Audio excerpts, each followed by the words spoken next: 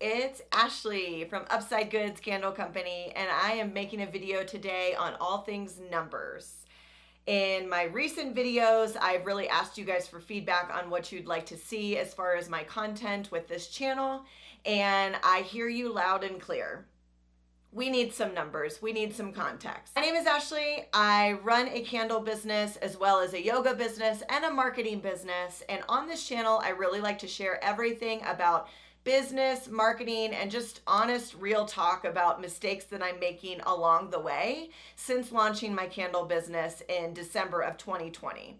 Yes, it is my COVID baby. Yes, I am absolutely enjoying it thoroughly. And yes, I'm a serial entrepreneur. Hence why this channel is kind of just picking and choosing different niches that we want to talk about within the realm of business marketing. And I tailor it to my experience as I'm taking you guys along with me with candle making. So without further ado, let's get into today's topic, which is how much money am I actually making at markets?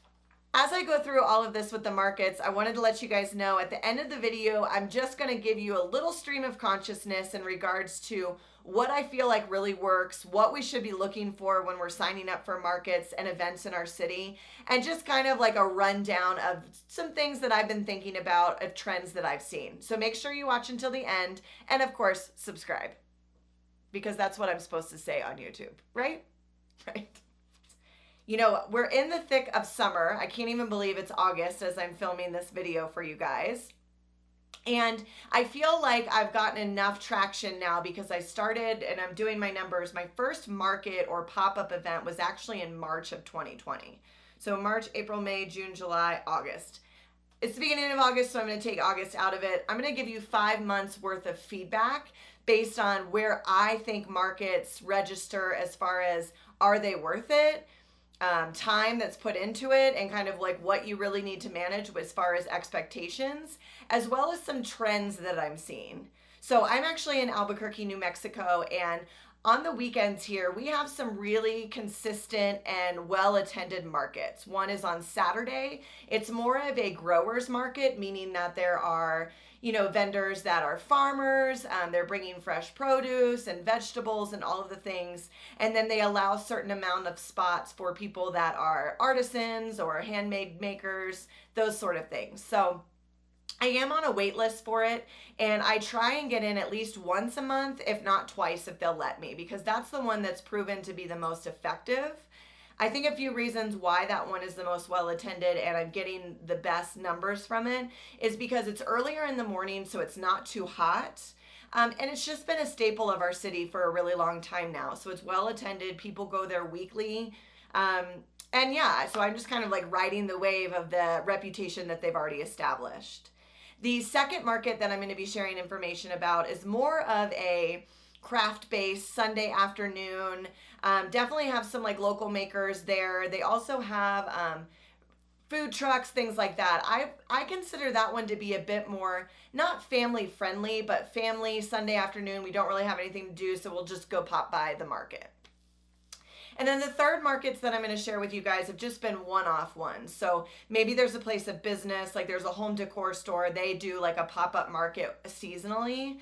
And I haven't actually been in that one yet, but I wanted to set the standard of what those are. Or I pop up at a local coffee shop. And one I actually did just in my driveway. I called it the Sniff and Shop, where it was just a drive-through. And that was really in the thick of COVID before things had lifted and opened up. And I was a new business and people wanted to smell my candles. Because believe it or not, you guys, I had an epic blonde moment when I started this business, and launching it online, I was like, it'll be easy. People will buy it online. And I didn't really like conceptually think through that people simply won't buy online because they want to smell the candle. I can't believe I just admitted that out loud, but it's true and it happened. So let's go ahead and get into actual numbers that I want to share with you guys. So if you aren't familiar with my business, that's okay. I offer 3 different types of sizes within candles, and then I have a rotating scent schedule or availability anywhere from 6 to 12 scents, which actually is a lot. But as I've started to release seasonal scents like spring and summer, I find that I still have inventory that I'm needing to move with that. So I just end up taking as much as I can. And I know the golden question in markets is like, how much inventory should I bring? I'm not your girl for that answer. I just bring a shit ton of products because the worst case scenario would be selling out, and that would suck. I want to have it live. I want to have spur of the moment purchases, and I just want to give. And if that means that I have to bring a bunch of inventory back at the end of the day, that's totally fine by me. That's just me though. I also have got guns to prove it because I'm just hauling candles all the time. So I started in March, and I just did 2 quick little pop-ups. One of them was a sniff and shop, like I mentioned to you guys, and it was where people actually drove past my driveway at my home, and they were able to smell all the scents. I put together a little tray of samplers, and then they were able to smell and purchase right there. It was 2 hours long, and I made $487 selling 22 candles. And that was really exciting to me because those were like really invested buyers that they really wanted to try out my product. And so I was able to get good customer retention on that. I also did a pop-up at a local coffee shop that is actually one of my stockists for wholesale. And that was an amazing turnout. This was my first ever like in-person, set up a table, come and smell. We did it early in the morning. There were a couple other vendors there. I made $1,100 and I sold 52 candles in 3 hours. That was awesome. That was really awesome. Let me do the math on that. So $1,100 divided by 3 hours. I made $366 an hour. Now that doesn't include my setup or pull down time, which honestly is about an hour bookend on the times of these markets that I'm finding. An hour before, definitely, because I want to get there. I want to have a nice setup. I want to have some room to breathe. Maybe the tear down is about more like a half an hour, but drive times, things like that, let's just say hour bookends. So all in all, in March, I made $1,587 just with 2 markets and 5 hours of my time. It was totally worth it because, again, I am really from the mindset of like, I need to be in front of my customers visually and speaking to them in ways that I want them to know like basic points about Upside Goods, why they should be purchasing from us, and why we're different from other candle makers. So March was good. April, not so good because I wasn't planning ahead of time. The markets hadn't opened yet for the weekends. I did one small pop-up. It was the same coffee shop. I was really going in hoping to duplicate that $1,100 day. It was later in the afternoon, which wasn't their busiest time, which I know that's why they wanted us there, to bring people in to stir up business for them. I only walked away for 3 hours with $500. Wasn't the best considering the precedent that the previous month had set, but still that was $500 extra that I was just able to get, and all the contact that I was having with people. I don't have an exact count for numbers because cash and things like that, I wasn't taking good inventory, but I projected it to be around like 20 candles sold. So May is where I really was like, okay, I need to step up my market game. So for May, I did 3 different markets. One of them was through a local shop. They had a grand opening. I was actually only there for 2 hours because if you're in Albuquerque or New Mexico, you know we have crazy wind. And May is the time that we get those like dust storms. And I actually had to peace out early from that.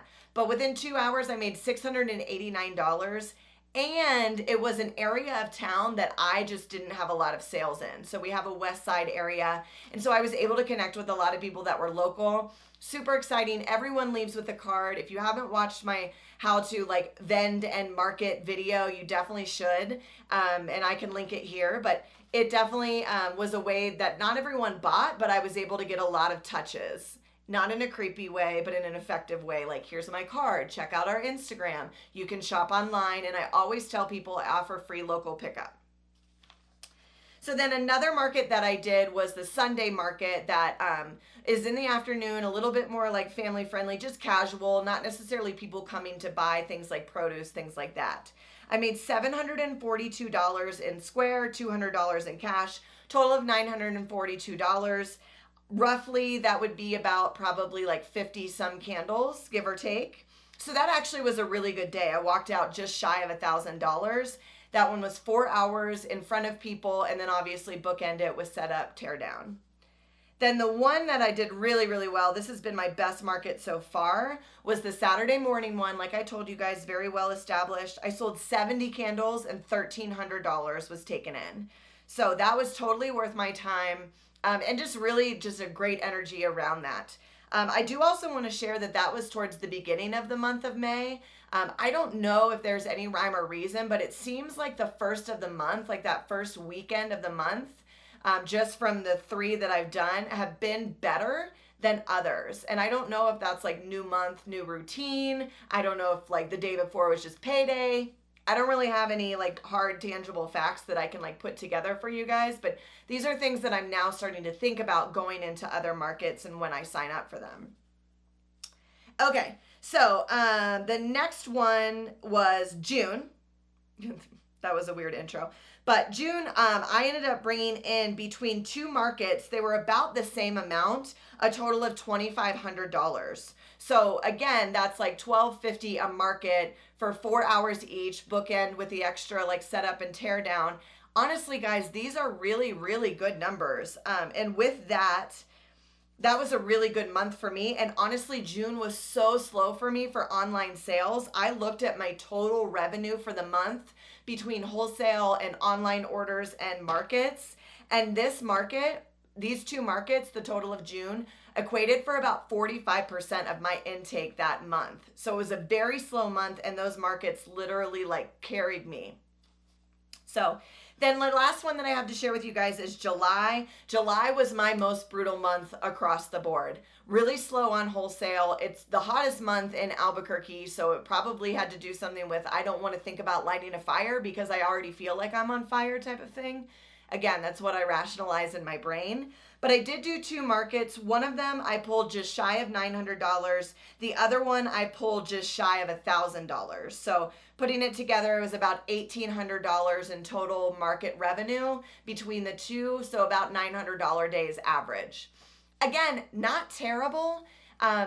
Especially for a market that is so reoccurring, meaning that it's every week. So if someone misses it one week, they're like, oh, it's no problem, I can get it the next. So there isn't an urgency for attendance, but it is really consistent, and it is really nice to be a part of these because in these slower months, like end of May, June, July, these have really kept me afloat. And July was by far across the board my slowest month, which was painful because in June I was like, I'm going to kick this up a notch. I'm going to make July my bitch. And it like totally did not work out. July just crushed me. So leading into August and where I'm at now, I have a market in 2 days. And then I don't really have any other, I'm sorry. I have a market in 2 days, and then I have another one, which is like a big festival for the city, which I'm really curious to see how it turns out. I know a lot of people go to the festival. They go for food, they go for drinks, they go for music. It's in the evening from 5 to 8. It's going to be hot as hell, but I'm just going to try and go for it because of the amount of numbers that go to this event. Now with COVID, I'm not sure how that's going to like railroad the entire system, if it's even going to work. And I don't really know if people go to that market or to that event to shop. So that's really going to be interesting to me. And really, when you're looking for markets to be a part of, you can always look at like your city events calendar and start to reach out to whoever's coordinating those and say, hey, do you need vendors? But I really strongly urge you guys, this is like my pro tip of all of it. Make sure that you look for events that are really, really steady, meaning that how are they marketing those events? Are they active on social media? Are they emailing people? As a vendor, you can reach out to these marketed events and say, hey, tell me how you work this. How are you getting people in the door? Because at the end of the day, if the market isn't that successful, you're not going to be that successful. So really making sure that these markets and opportunities are really well vended are great. And that really helps divide your time, because at first I was thinking like, oh, I'm going to get into like all of these markets, all of these things.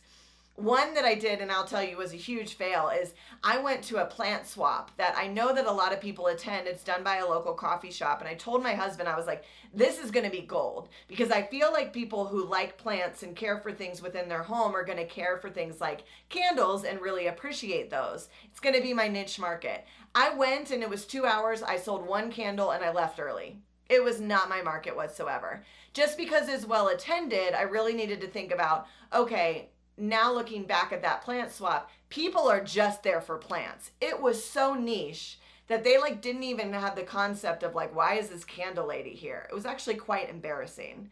So my tip for you guys is definitely look to make sure that the market is well rounded, that there's other vendors that are going to be there to kind of cultivate this shopping experience. Because if it's just a niche that you're going to and then you're just kind of like this oddball there, it doesn't really make much sense.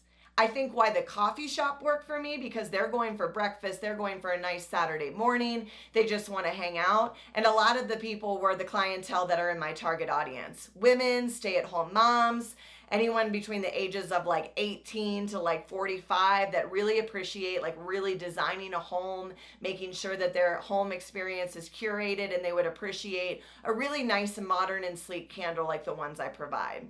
That one worked out well. Okay, so I'm totally rambling. I did not mean for this to go this long.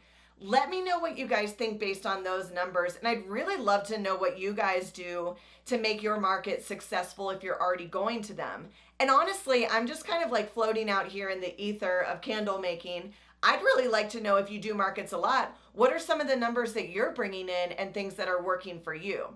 Then I can maybe go and share it in even another video, because I am going to keep track of this, and I'm even going to make more videos specific to my markets, why they're beneficial, why they're not beneficial, and some do's and don'ts that I picked up along the way in regards to even just signing up for them. As always, guys, please leave any questions that you have in the comments below. I love, love, love connecting with you guys on those. If you haven't heard of the Candle Collective, you can absolutely sign up below. Our Facebook page is free. And if you find that you want a little bit more one-on-one help, I do offer 30 for 30. 30 minutes, $30. You rapid fire any questions that you have at me. I will give you my honest answer, opinions, and advice. And if I just simply don't know, I will tell you I don't know, which is absolutely fair.